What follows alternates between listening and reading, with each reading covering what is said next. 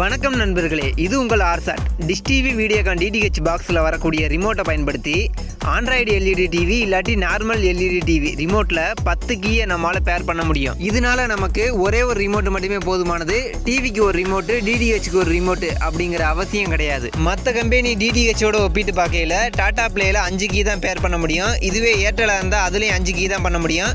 ஆனால் இந்த dish TV ரிமோட்டில் மட்டும்தான் 10 கீ நம்மளால் பேர் பண்ண முடியும். இப்போ வரக்கூடிய லேட்டஸ்ட் ஆண்ட்ராய்டு டிவி எல்லாம் டிவியை ஆன் பண்ண உடனே HDMI மோடோ இல்லாட்டி AV மோடுக்கோ டைரெக்டாக வர்றதில்ல.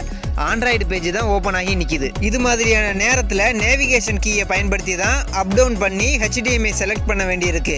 இப்போ வரக்கூடிய டிஷ் டிவி ரிமோட்டில் இந்த நேவிகேஷன் கீயும் பேர் பண்ண முடிகிறதுனால இந்த ரிமோட்டை நமக்கு தாராளமாக யூஸ் பண்ண முடியும். இந்த ரிமோட்டை பொறுத்த வரைக்கும் on off key, source key, navigation up down, left right, okay, volume plus minus, mute, இந்த 10 கீயை நம்மளால் டிவியோட பேர் பண்ண முடியும். உங்கள் வீட்டில் எந்த டிவி இருக்கோ அந்த டிவியுடைய ரிமோட்டையும் இந்த டிஷ் டிவி ரிமோட்டையும் பக்கத்தில் நேருக்கு நேர் பார்த்த மாதிரி முதல்ல வச்சுக்கோங்க. டிஷ் டிவி ரிமோட்டில் ஓகே கீயையும் 0 கீயையும் ஒரே நேரத்தில் ஒரு 5 செகண்ட் ஹோல்டு பண்ணுங்கள். அப்படி பண்ணிங்கன்னா டிஷ் டிவி ரிமோட்டில் டாப்பில் இருக்கிற இந்த டிவி மோடு அப்படிங்கிற பட்டனில் இருக்கக்கூடிய LED எரியும். அதுக்கப்புறமா எந்த கீயை முதல்ல பேர் பண்ணுறீங்களோ அந்த கீயை டிஷ் டிவி ரிமோட்டில் ஒரு தடவை அழுத்துங்க.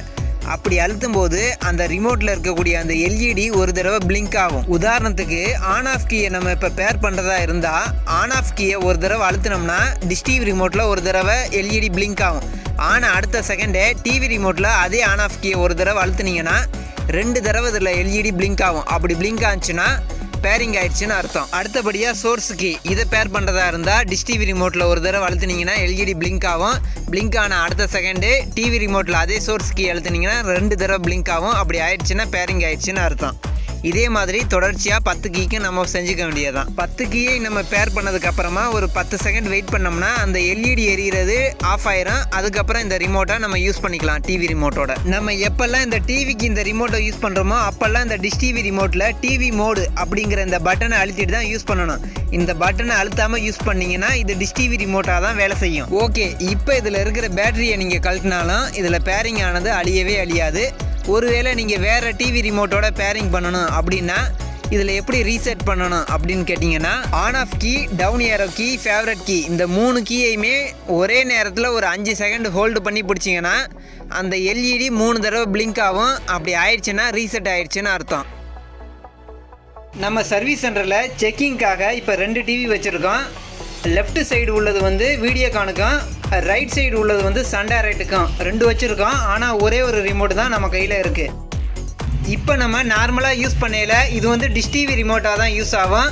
Channel up down left right எல்லாத்துக்குமே இது டிஷ் டிவியாக தான் யூஸ் ஆகும். இந்த ரிமோட்டில் நான் சன்டைரக்ட் HD பாக்ஸோட ரிமோட்டை பேர் பண்ணி வச்சுருக்கேன். இப்போ நான் சன்டைரக்டாக அதை நான் யூஸ் பண்ணோம்னா இந்த டிவி மோடு இந்த பட்டனை ஒரு வாட்டி அழுத்திட்டு channel up down left right இதெல்லாம் யூஸ் பண்ணோம்னா சன்டைரக்டாக இது வேலை செய்யும்.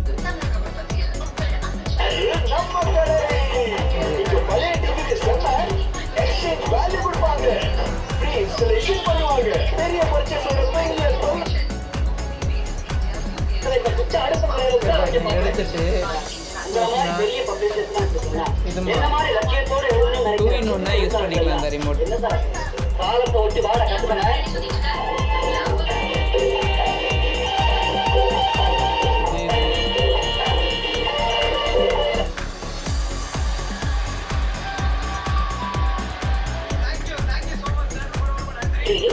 ட்ரெயின் கிளியர் செய்திடத்தில் வாங்குங்கள். ஹார்பிக் ட்ரெயின் எக்ஸ்போர்ட் மட்டுமே.